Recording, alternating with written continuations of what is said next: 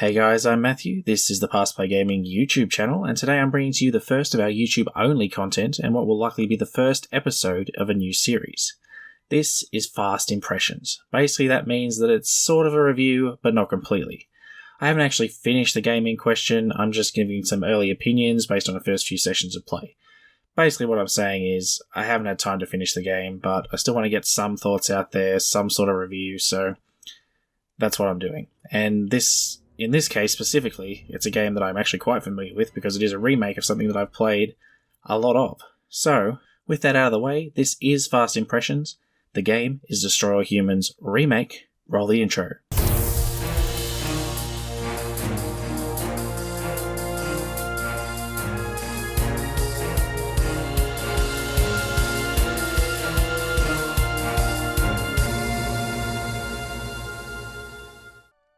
So as I said, I've played a lot of this game, the original game, Destroy All Humans, the PlayStation 2 version, and I've played a lot of Destroy All Humans 2, which was arguably a better game and had multiplayer in it. And the reason that you have a lot of fun playing this game is because it falls into a sandbox style, and it falls into a category of games that I'm going to call the Just Cause games, because Just Cause... You know, the whole reason it's called Just Cause is because why do you do this stuff? Just cause. And so, like, that's what this game is about. It's like, let's just mess with humans because why not? Let's go around blowing them up. Let's shoot them. Let's mind control them. Let's make them do a chicken dance. All this stuff. This is what you do in this game. So, there is... If you're coming for a deep and emotional story, you're not going to get in Destroy All Humans. But I don't think anyone really is coming for that. But what you are going to get is a whole bunch of tools in which you can then go and just mess with humanity. So, you know the game I'm talking about, you know, obviously, you probably know about Just Cause. If you don't, you know about Goat Simulator, which is a similar game where, you know, you're a goat and you just mess with people. Untitled Goose Game, you're a goose and you mess with people. Destroy All Humans is, you're an alien and you mess with people. So, it's sort of set in the 60s. There's a, you know, all the alien invasion tropes are there, you know, about abducting cows, about probes and things like that. That's all in there. And the game sort of, it has a very unique sort of humour. Like, it doesn't take itself seriously at all. This is a very, very minor spoiler. The very first mission, you show up, and the first joke is that Pox, which is your, like, handler guy, like the overlord that's telling you what to do, he thinks that the cows seem like the most likely subjects to be the dominant species on the planet. So you go and interrogate some cows, and of course they just say moo, and that's where the sort of comedy is. So if I'm going to quickly play a little clip as well that I think sort of exemplifies what type of game this is. So I'll play that quickly and then I'll come back.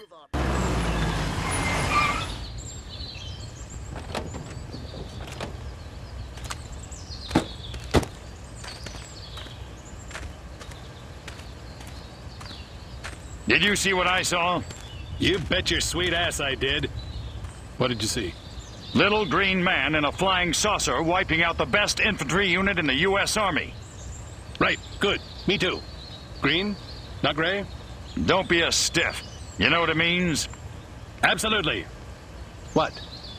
It means the paper's got it right for once. Get on the horn to Silhouette.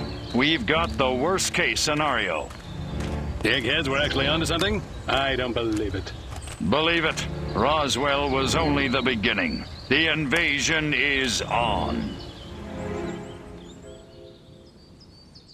So that's the style of game that we're talking about here. Like, it doesn't take itself seriously at all. So there's sort of almost a GTA-style wanted system. So, you know, you can go around messing up the world, but of course if people see that you're an alien, they'll be like, oh no, let's call the cops. They call the cops, and then they call the military, and then they call these special Secret Service guys called Majestic, who are what you saw in that clip. They're like all, I don't know, overblown, like manly men.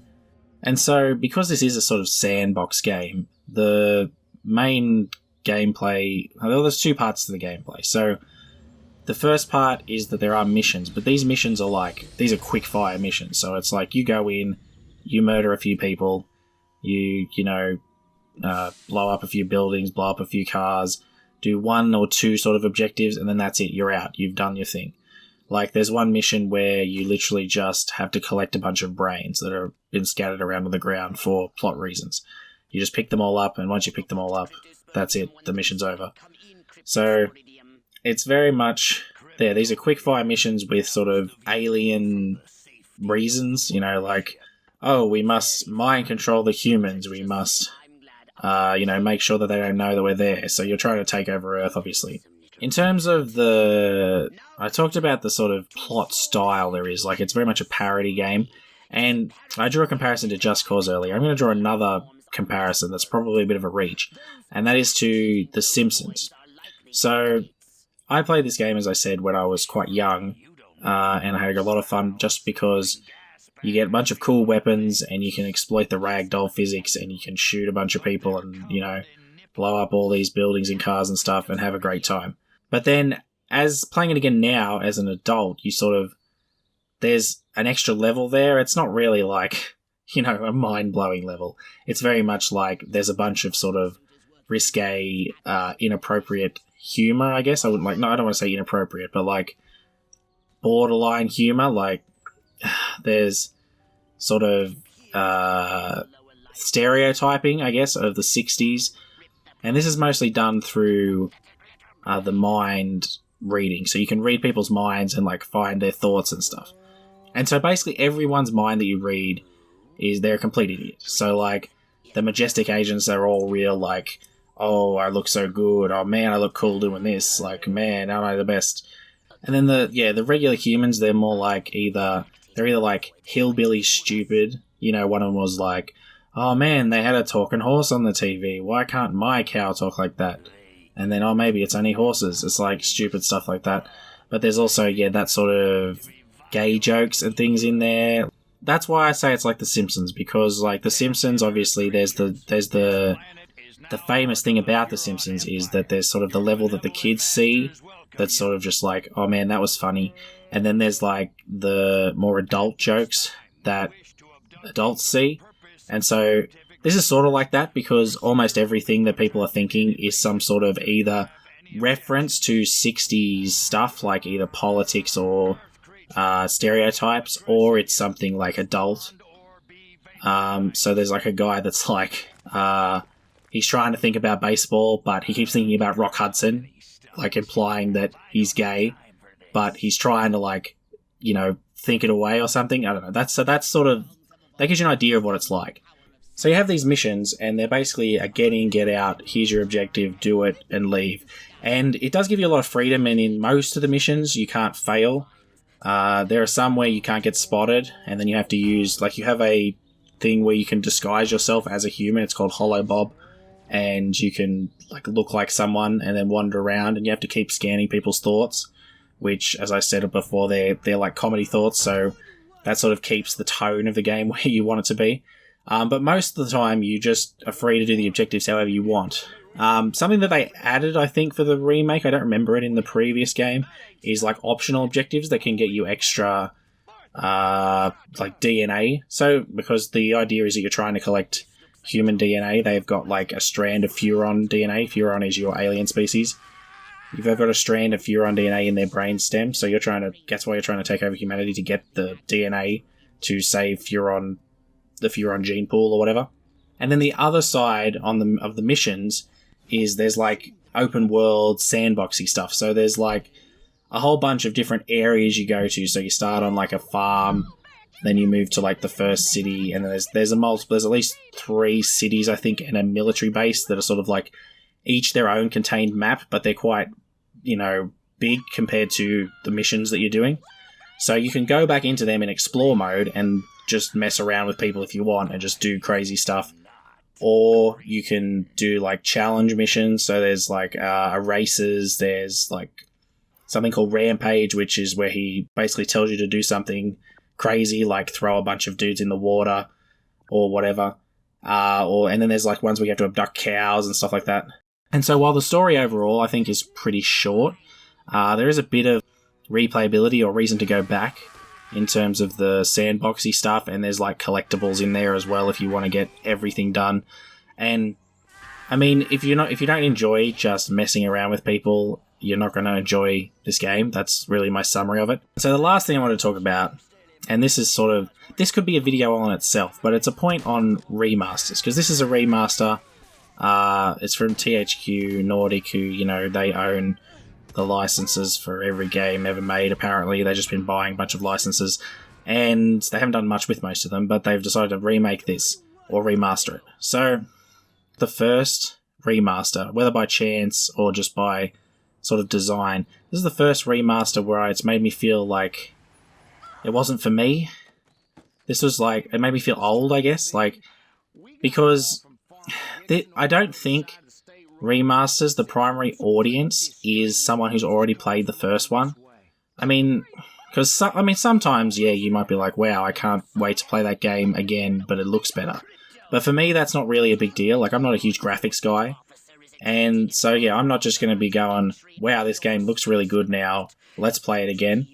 But in the past, a lot of the remasters I've played, I haven't played before. So, like, Crash, I never played all the Crashes, so their, insane trilogy works. Spyro I hadn't played before, Reignited trilogy slots right in there. As we played Shadow of the Colossus on the podcast, that's, something I hadn't played before, so that works in there. This one was one where I sort of felt a little bit disappointed because I'd played it all before and it's the same, like, it just looks a bit better. And I don't know if this game really holds itself as well as some could. It's not like, I feel like it's a great concept, but there's more that could be done with this license rather than just remastering the game. So that's just a basic point on remasters about who are the target audience, but I think it's something that either you're going to experience or you already have experienced if you're going to be gaming for a long time, because I don't think remasters are going anywhere. And whether the remaster really is for me as someone who's played this before, or if it's for that new generation of kids who are kids now, and they wouldn't look at a game that's, from the PS2 era, they'd be like, ooh, yuck, that's so old, it looks so crap. But this will give them a way to get in. And I mean, like I said, I'm not sure Destroy All Humans is like the franchise to be like, wow, let's get people into this franchise. But it's an interesting consideration with what should be remastered and what deserves a remaster. Because I'm keen, like, I was really excited for this game, but am I still excited now that it's come out and it's the same game but it looks better? I'm not so sure. So, overall, I think if you haven't played the old Destroy All Humans, this is definitely something to give a try. Like, and if you especially if you'd enjoy Just Cause, Goat Simulator, or a Goose Game, anything like that, where the primary objective and the primary means of entertainment is just doing a bunch of stuff in a sandbox, messing around with things, trying to get some crazy physics, trying to, like, let's throw a tank at someone. That's the sort of game that this is. So, if you think you might be into that, then I'd say definitely give it a try. And if you have played the first one, just know that it's the same. If the graphics are enough for you, then they're enough for you. If they're not, then don't pick it up, I guess. So that's going to do it for this episode of Fast Impressions. I went a little bit longer than I expected I would for a Fast Impressions show, but I guess I had a few things to talk about that weren't really about the game. So, yeah, check it out if you want to check out Destroy All Humans. It's out on Xbox, PS4, all the shebang. So, yeah, do that. I've been Matthew. This is the Past Play Gaming YouTube channel, and I'll talk to you again next time. You can find us everywhere at Past Play Gaming. That's on YouTube, Twitter, and Instagram. You can find the Past Play Gaming podcast on all good podcasting services, and if you like what we do here at Past Play Gaming, maybe consider supporting us on Patreon at patreon.com/pastplaygaming.